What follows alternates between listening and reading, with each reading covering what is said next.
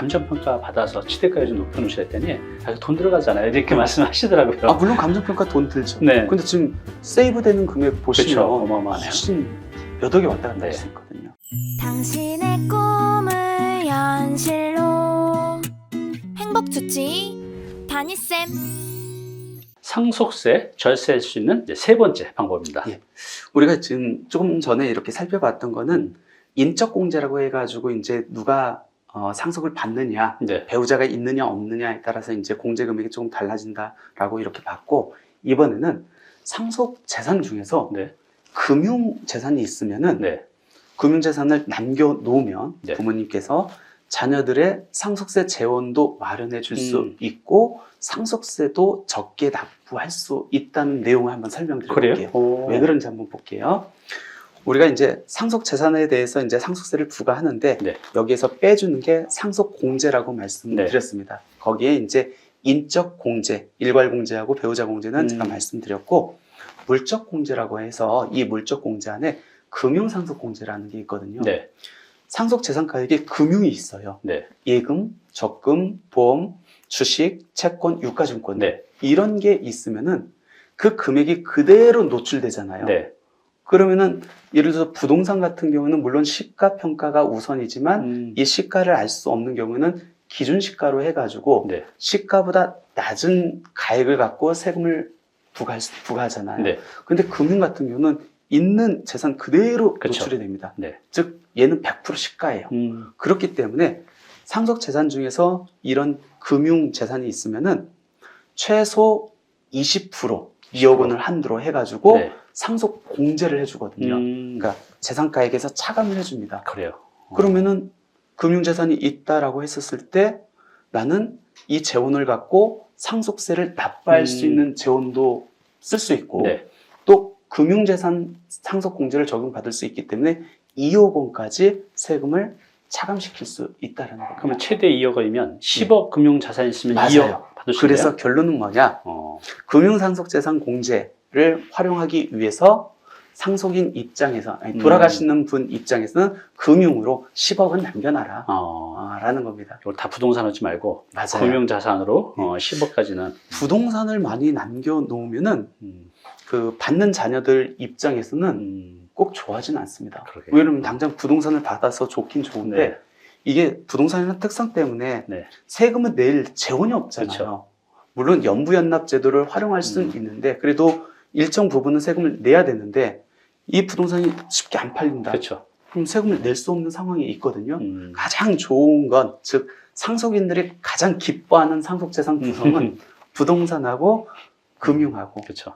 같이 섞어서 이렇게 남겨주시는 게 제일 좋다. 이때 금융상속 공제를 최대한 한도로 받기 위해서는 한 10억 원, 10억 원의 20%인 2억 원까지 공제를 받을 수 있기 때문에 그렇다. 돌아가시기 전에 이걸 잘 이렇게 맞아요. 나눠놔야겠네요. 포트폴리오를 잘 구성해가지고 남겨놓으시면은 아마 자녀들 입장에서도 굉장히 그러게요. 기뻐하지 않았을까 생각됩니다. 네, 그렇군요. 네 번째 뭐가 있을까요?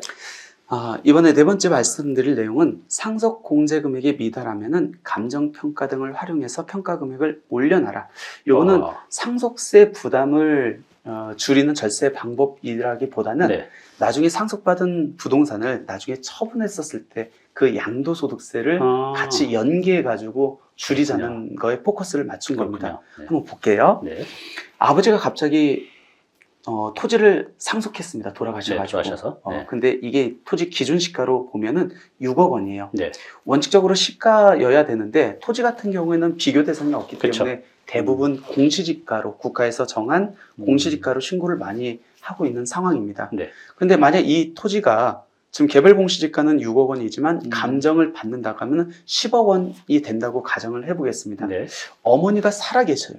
그러면은 배우자가 살아 계시면은 우리가 상속공제 얼마까지 세금 안 낸다겠죠? 10억. 10억. 네. 맞습니다.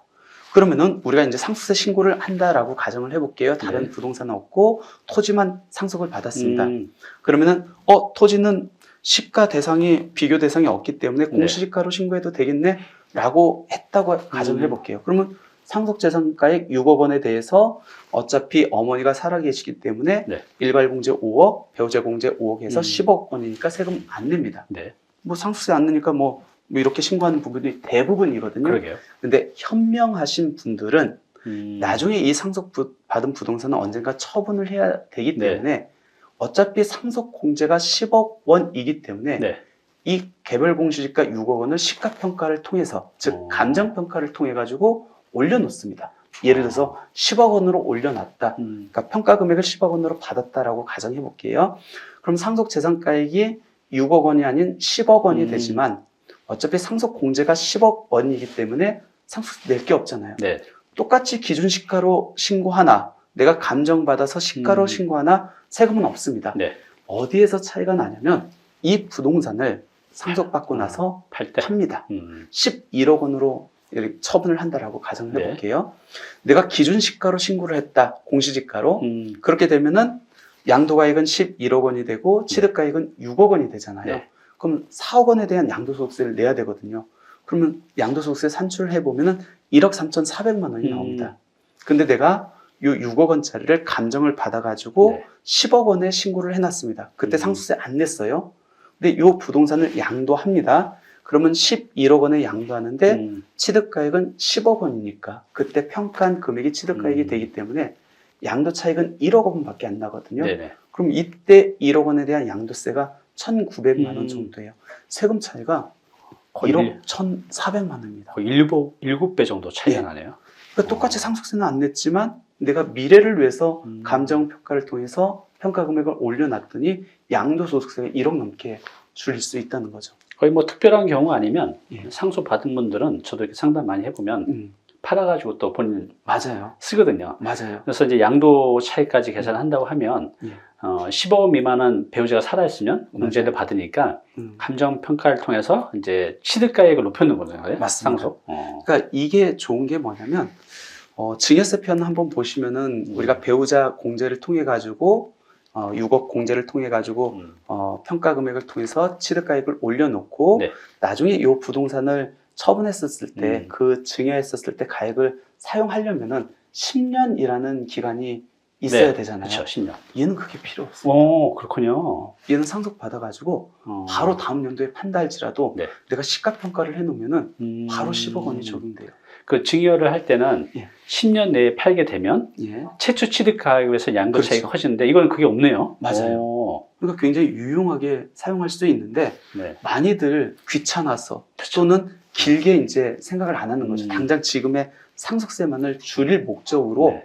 이거를 다 기준시가로 이렇게 하려고 하는데 꼭 기준시가로 신고하는 게 정답은 아니다. 길게 보면은 어차피 상속받은 부동산은 처분을 해야 되기 때문에 양도세 측면에서는 지금 상속세를 조금 더 내더라도 양도세를 줄일 수 있다고 하면은 감정평가를 통해서 시가평가로 해서 신고해 놓는 게 훨씬 더 유리할 수 있다는 겁니다. 저도 이제 이걸 그냥 어렴풋이 들어서 요 얘기를 이제 오셨던 분한테 감정평가 받아서 취득가액 좀 높여놓으셔야 했더니 돈 들어가잖아요. 이렇게 말씀하시더라고요. 물론 감정평가 돈 들죠. 네. 근데 지금 세이브되는 금액 보시면 그렇죠. 어마어마하네요. 훨씬 몇 억이 왔다 갔다 네. 할 수 있거든요. 이거 꼭 기억하셨다가 상속세 줄이시기 바랍니다. 네, 마지막 상속세 줄일 수 있는 5번째 방법입니다. 이것도 마찬가지입니다. 우리가 증여세 편에서 말씀드렸는데 이제 연부연납 제도를 활용하라는 겁니다. 네. 상속세도 그렇고 증여세도 그렇고 세율이 굉장히 높다 보니까 네. 특히 상속세 같은 경우는 세율도 높을 뿐만 아니라 돌아가신 분의 모든 재산을 갖고 네. 세금을 계산하다 보니까 상속세 부담이 증여세 부담보다는 훨씬 더 클 그렇군요. 수밖에 없습니다. 더군다나 부모님 입장에서 금융이라도 남겨놓으시면은 그 재원을 갖고 상속세를 납부를 할 텐데 그러게요. 금융까지 안 남겨놓으셨다라고 하면은 부동산을 처분해야 재원이 그렇죠. 마련되기 때문에 더 부담될 수밖에 없거든요. 네. 그렇기 때문에 상속세에서는 증여세도 연부연납 제도가 있긴 한데 네. 이 상속세에서 연부연납 제도는 5년이 아닌 10년을 주고 있습니다. 증여세는 연부연납이 5년인데 맞아요. 상속세는 2배네요. 10년. 맞아요. 그러니까 상속세를 계산해서 네. 최초 신고할 때 1을 냈기 때문에 10일로 나눠가지고 11분의 1은 신고 때 내고 네. 나머지 10등분으로 나눈 금액은 10년 동안 나눠낼 수 있다. 이것도 뭐 담보 제공을 해야 되는 건 맞고 그 다음에 이자율 현재 2.9%를 적용하고 있다. 똑같이 이제 납부세액을 계산할 때는 최소 금액이 1,000만 원을 초과하는 금액으로 그 납부를 해야 된다. 우리 증여세 신고는 언제 하냐면 증여 받고 나서 3개월 되는 시점 말일까지 하거든요. 네, 3개월. 네. 근데 상속세 같은 경우에는 이제 장례식도 치러야 되고 정신없죠. 뭐 정신없죠. 그렇기 때문에 조금 더 여유를 줍니다. 그래서 돌아가신 날을 기준으로 해서 그 달이 속하는 달의 말일로부터 6개월, 그러니까 3개월을 더 텀을 주고 있습니다. 네. 그때 이제 신고하면서 11분의 1을 내고 나머지 11분의 1씩을 10년 동안 이렇게 나눠낼 수 있다라는 겁니다. 부담이 많이 줄겠네요, 확실히. 맞습니다. 그래서 이제 연부연납제도 증여에서도 마찬가지로 상속세에서도 잘만 활용하면 괜찮을 것 같아요. 그러니까 부동산을 급하게 상속세 재원을 마련하기 위해서 급매로 내놓을 필요는 없다는 겁니다. 네. 처음 낼 돈만 마련해 놓고 천천히 뭐 급매로 내놓지 말고 제가 받으면서 처분하셔도 된다라는 겁니다. 많이들 이제 상속세하고 증여세하고 이제 세금이 이제 얼마 정도 내는지 많이들 궁금해하세요. 그렇죠. 가장 손쉽게 이렇게 계산해 볼 수 있는 게 우리 홈택스라는 국세청에서 운영하는 홈페이지가 있습니다. 네. 거기 보시면은 굉장히 잘 돼 있어요. 그래요. 그 홈택스 세금 모의 계산기를 활용하면은 네. 내가 내야 될 증여세 또는 상속세를 예상해 볼 수 있기 때문에 국세청 홈택스의 세금 모의 계산기에 상속세 자동 계산 또는 증여세 자동 계산을 잘 활용해 보시는 것도 좋을 것 같고요. 상속세는 말씀드렸듯이 미리미리 사전 증여를 통해 가지고 상속 재산가액을 안분 줄여놓는 게 좋은데 어떻게 증여를 사전 증여를 할지는 꼭 세무사님들과 미팅을 통해 가지고 계획을 짜시는 게 좋을 것 같습니다. 그러한 와중에 혹시 이제 부동산 세금과 관련돼서 궁금해하시는 분들은 제가 쓴 부동산 세금의 정석 그 책 보시면 그래도 많은 도움이 될 것 같습니다. 따끈따끈한 거네요. 2023년 개정판이에요. 예, 맞습니다. 네. 보통 부동산 세금 책이 어렵잖아요. 어렵죠. 너무 어려워요. 근데 저는 최대한 그 일반인들이 이렇게 쉽게 이해할 수 있도록 최대한 그림하고 네. 표하고 사례를 많이 들어가지고 딱딱하지 않게 이렇게 집필을 하려고 했거든요. 한번 나중에 한번 관심 있는 분들, 네. 세금에 관심 있는 분들은 보시면은 그래도 많은 도움이 되지 않을까 생각됩니다. 이제 지병균 세무사님이 저한테 책 나온 뒤로 이렇게 선물로 보내주셔서 봤는데 너무 쉽게 돼 있어서 뭐 웬만한 건 나한테 해당되는 거 사례들도 많이 있고 해서 궁금한 게 많이 해소가 됐습니다.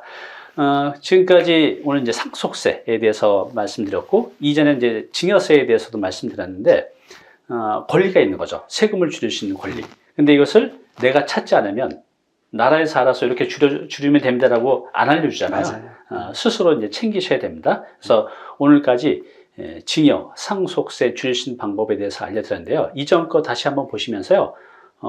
상속세 같은 거 미리미리 준비해야 된다 그랬잖아요. 맞습니다. 닥쳐서 하면 시간이 없어요. 그래서 미리미리 준비하셔서 뭐 몇 천에서 몇 억 그 이상도 줄일 수 있으니까요. 꼭 해보시기 바랍니다.